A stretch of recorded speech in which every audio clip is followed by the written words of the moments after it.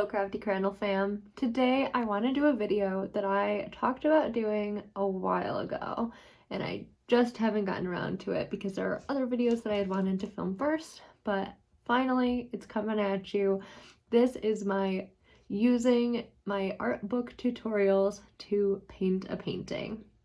I'd like to call this part one of the series, as I would like to do this again with all of my various books so that I kind of go through each of them as a reference point so that you know whether or not I think that they're good art books or whether the tutorials are worth following.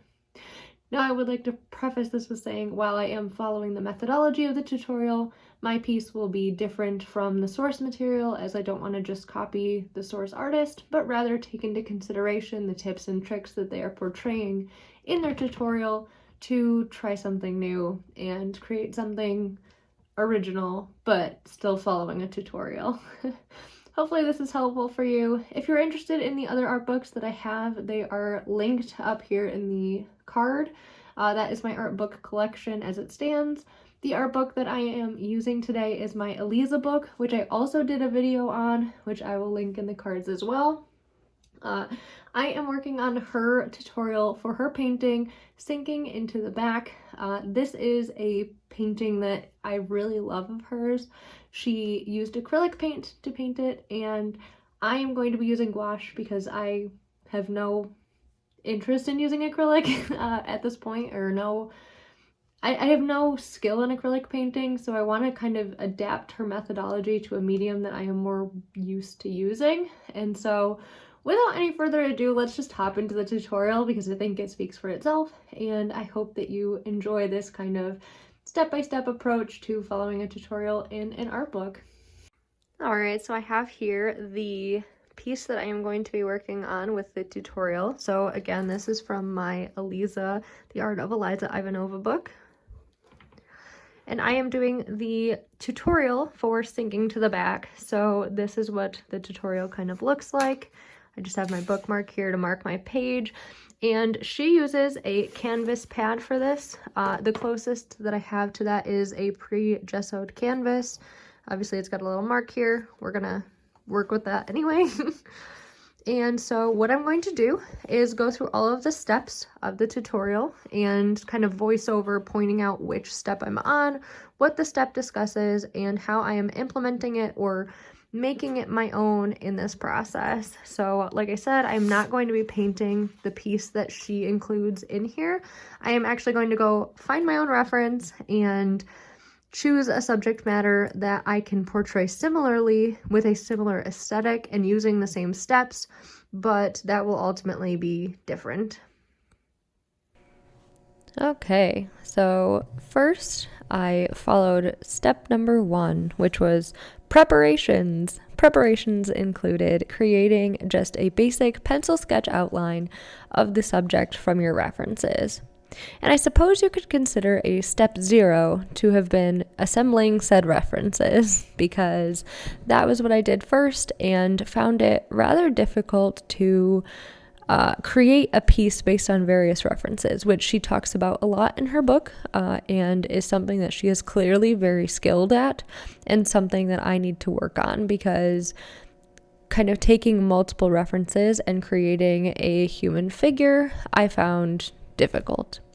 In part, this was because all of the reference photos had various lighting sources, and so kind of constructing the piece to have a singular light source was difficult without the references. But beyond that, I think it just didn't look as realistic as I would have liked. But it was okay. There was nothing really additional that I could have done.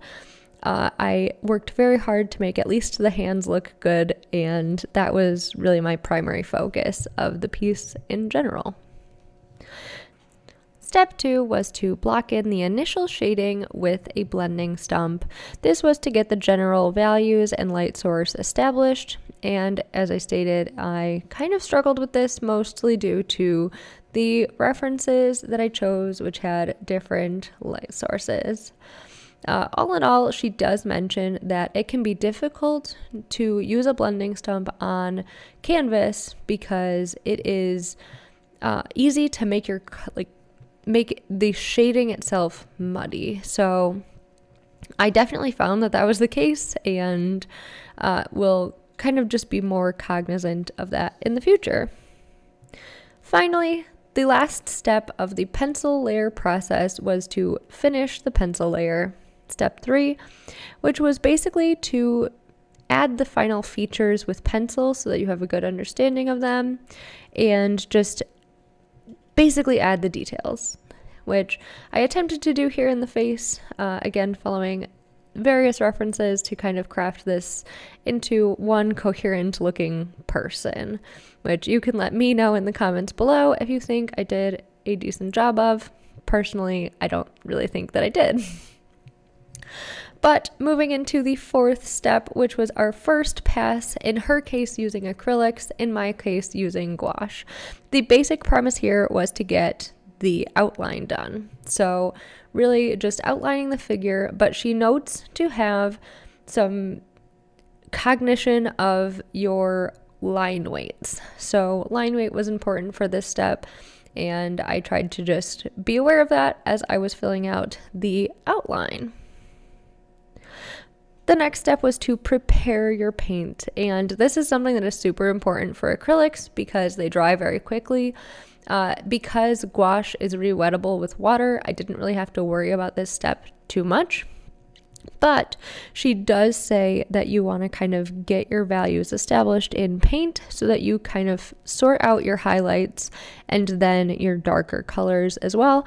So you've got all, like, the whole range of colors that you're going to be using established in advance of the painting process.